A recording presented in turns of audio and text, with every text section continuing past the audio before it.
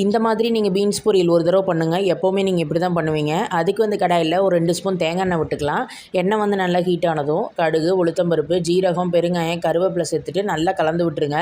Cut பண்ணி வச்ச வெங்காயத்தை உள்ளே ஆட் பண்ணிவிட்டு 2 நிமிஷம் நல்லா வதக்கினதுக்கப்புறம் 200 கிராம் பீன்ஸ் கட் பண்ணி வச்சதை உள்ளே சேர்த்து நல்லா கலந்துக்கலாம். கொஞ்சமாக உப்பு, மஞ்சப்பொடி ரெண்டையுமே சேர்த்துட்டு ஒரு 1/4 கப் மட்டும் தண்ணி விட்டுட்டு நல்லா கலந்து விட்டுட்டு இதை க்ளோஸ் பண்ணி வச்சுருங்க. பீன்ஸ் எல்லாமே நல்லா வேகட்டும். அதுக்குள்ளே இந்த பக்கம் கடாயில் ஒரே ஒரு ஸ்பூன் மட்டும் எண்ணெய் விட்டுக்கலாம்.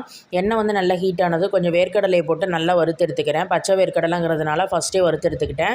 இப்போ அதிலே கூடவே கொஞ்சம் உளுத்தம்பருப்பு, கடலைப்பருப்பு, 2 வரமிளகாய் சேர்த்துட்டு நல்லா கலந்துக்கலாம். இந்த மாதிரி எல்லாமே நல்லா செவக்க வறுத்ததுக்கப்புறம் இதில் ஒரு 2 ஸ்பூன் தேங்காய் துருவல் ஆட் பண்ணிவிட்டு நல்லா மிக்ஸ் பண்ணி விட்டுக்கோங்க.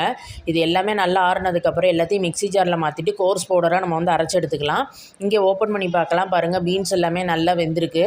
அதில் நம்ம மிக்ஸி ஜாரில் அரைச்சி அந்த பவுடரை சேர்த்துட்டு நல்லா கலந்து விட்டால் நம்மளோட சூப்பரான பீன்ஸ் பொரியல் ரெடி. ட்ரை பண்ணி பாருங்கள். தேங்க்யூ.